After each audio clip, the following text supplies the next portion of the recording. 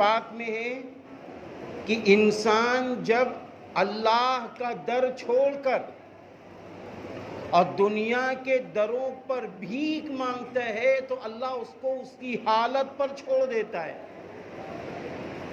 کہ مانگو بھیک، کتنی مانگو گے؟ تمہاری اس بھیک سے مسئلوں کا حل نہیں ہوگا۔ اللہ کے سامنے بھیک مانگنے سے مسئلے کا حل نکلے گا، کیونکہ ہم فقیر اللہ کے ہیں، ہم انسانوں کے فقیر نہیں ہیں۔ اللہ تعالیٰ نے قرآن میں فرمایا وَأَنْتُمُ الْفُقَرَاءُ، تم سب کے سب فقیر ہو۔ اور پھر آگے اللہ رب العزت نے فرمایا وَاللَّهُ هُوَ الْغَنِي، اور اللہ غنی ہے، ایسا غنی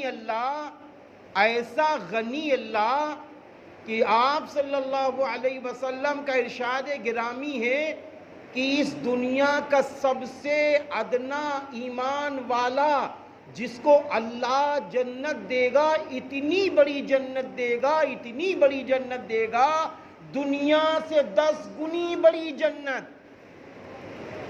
میرے بھائیوں سننے، دنیا سے 10 گنی بڑی جنت اللہ کس کو دے گا؟ ایک ادنا درجے کے انسان کو۔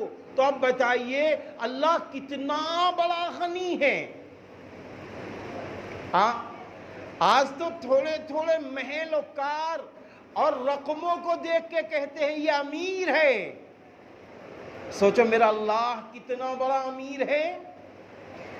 ہم انسانوں کو سامنے رکھ کر اپنے اللہ کو نہ دیکھیں، کیونکہ دنیا کا سب سے بڑا کھرب پتی جس کی اکائی دہائی بھی ختم ہو جائے جوڑنے سے، اگر اس کو بھی ہم دیکھتے ہیں تو یاد رکھنا وہ مخلوق ہے، وہ خالق نہیں ہے۔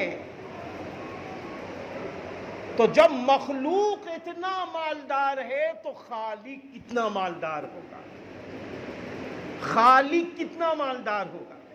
اس مالدار اللہ نے یہ آواز لگوائی ہے، اس مالدار اللہ نے یہ آواز لگوائی ہے، بتا دو میرے بندوں کو میں رمضان میں دینے آیا ہوں، میں رمضان میں تمہاری بخشش کے لیے آیا ہوں، میں رمضان میں تمہاری مغفرت کرنے آیا ہوں، میں رمضان میں تمہاری نجات کے لیے آیا ہوں۔ بس ہم نے نجات کے دروازے بھی کھول دیے ہیں، ہم نے بخشش کے دروازے بھی کھول دیے ہیں، اور ہم نے مغفرت کے دروازے بھی کھول دیے ہیں، لیکن محروم وہ شخص ضرور ہوگا جو اللہ کی رحمت بخشش کے پروانے کی طرف خود ہی نہ بڑھے۔